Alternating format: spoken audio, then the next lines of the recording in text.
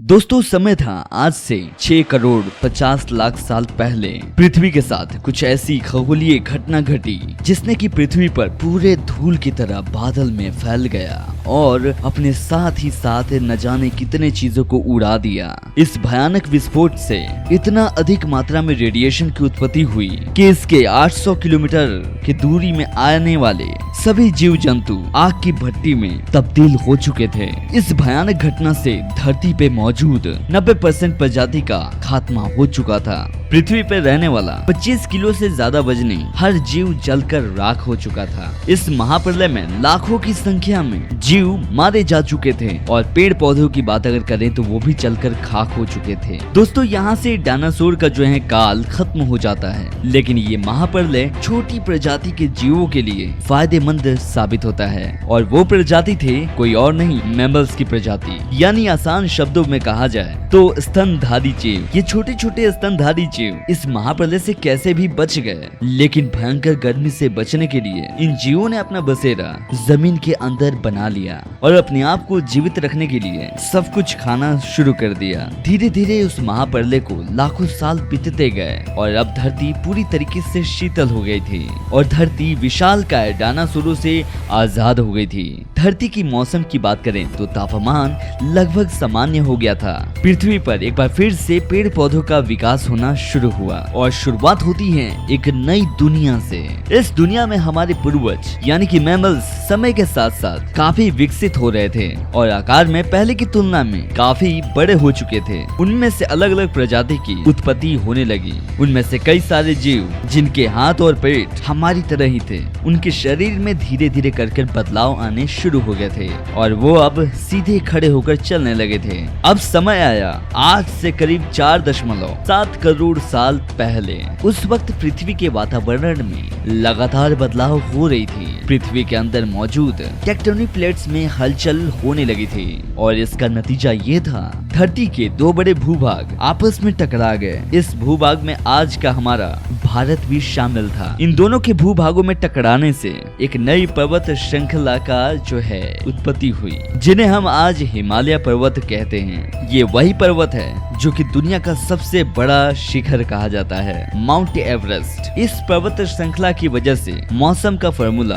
बदलने लगा और पृथ्वी का वातावरण काफी ठंडा हो चुका था और इन पर्वत श्रृंखला से गिरने वाले बर्फ ने कई बड़ी बड़ी नदियों का जन्म दिया। ये वही नदियां हैं जो कि आज 50% ज्यादा मानव जाति के लिए पानी का स्रोत है। करीब आज से 2 करोड़ साल पहले ग्लोबल फुली हुई और धीरे धीरे करके घास के मैदान जो थे उनमें उत्पत्ति और भी ज्यादा तेजी से होने लगी और जंगल धीरे धीरे और भी फैलने लगा और उस परिस्थिति में कुछ ऐसे जानवर विकसित हुए जो खुले मैदान में रहना पसंद करते थे और इन्हीं सब जीव में कुछ ऐसे जीव मौजूद थे जो दूसरे जानवरों को मारकर खाते थे।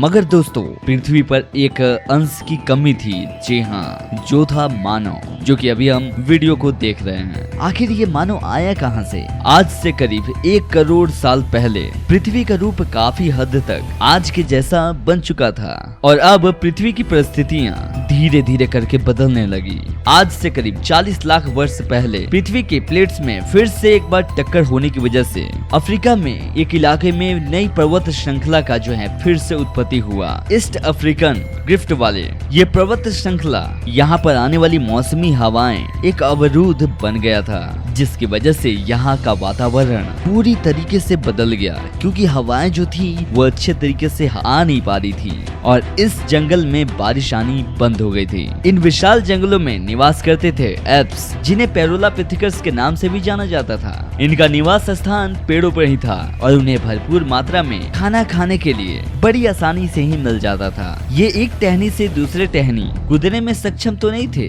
कभी कभी पेड़ों के डाली पर 2 पैरों से चलते थे। बंदरों के प्रजाति यानी कि गुरिला और बंदर में कन्वर्ट हो गए तो कुछ इंसानों में तब्दील हो गए। ये पूरे अफ्रीका में फैले हुए थे, मगर समय के बीतने के साथ साथ यहाँ पर अकाल की स्थिति बनी हुई थी और धीरे धीरे अकाल की स्थिति और भी ज्यादा बन गई।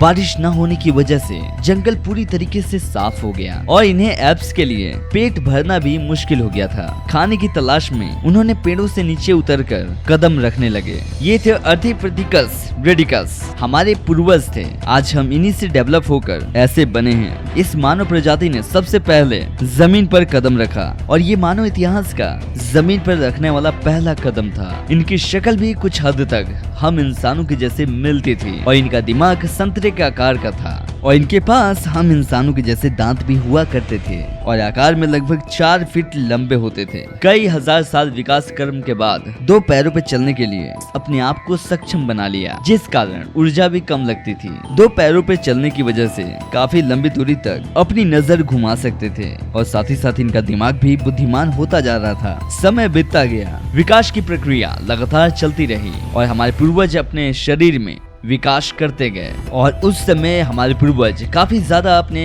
दिमाग को जो है और भी डेवलप कर दिया था। इस प्रजाति का नाम था होमो हेबिलियस और उन्होंने पहली बार पत्थर को हथियार के रूप में यूज किया और वहां से पत्थरों को इस्तेमाल करना शुरू किया और धीरे धीरे धारदार पत्थरों से हथौड़ा बना लिया। कई हजार सालों गुजरने के बाद इन्होंने अपने दिमाग को कुछ इस कदर बुद्धिमान बना लिया कि अब वे शिकार के बहाने लड़ने के बजाय समूह में शिकार करने लगे थे। इसके बाद प्रजाति आई होमो इरेक्टस, जो अन्य जानवरों से ज्यादा बुद्धिमान। होमो इरेक्टस प्रजाति ने सबसे पहले आग का इस्तेमाल किया। ये खोज हमारे मानव इतिहास की बेहद ही खास थी। उस वक्त ये अहम खोज थी। आग की मदद से ही अपने आप को ठंड से बचाते थे और अंधेरों में रोशनी दिलाने का काम भी करते थे। उन्होंने आग पर मांस को पकाना सीख लिया था। इस कारण परिवार का निर्माण भी होना शुरू हो गया था। हमारे पूर्वज साथ साथ रहने लगे। इससे अपने आप को वो सुरक्षित महसूस कर रहे थे। आग से पका मांस खाने में बहुत ही कम ऊर्जा का इस्तेमाल करना पड़ता था, जिस कारण ऊर्जा इनके दिमाग पर खर्च होने लगा और इनका दिमाग भी आकार में बढ़ने लगा। हमारी ये पूर्वज की बात करें तो अन्य जानवरों से काफी ज्यादा अलग थे और बुद्धिमान भी थे और पृथ्वी पर मिलजुल कर रहने के लिए पहले बुद्धिमान जीव यही थे। लाखों साल बीत जाने के बाद कुछ आज के इंसान ने अपना रूप ले लिया और मानो अलग अलग आवाज निकालने लगे, यानी कि हमने लैंग्वेज का विकास भी कर लिया, जिसके जरिए अपनी जानकारी एक दूसरे के कानों में भेज सकते थे।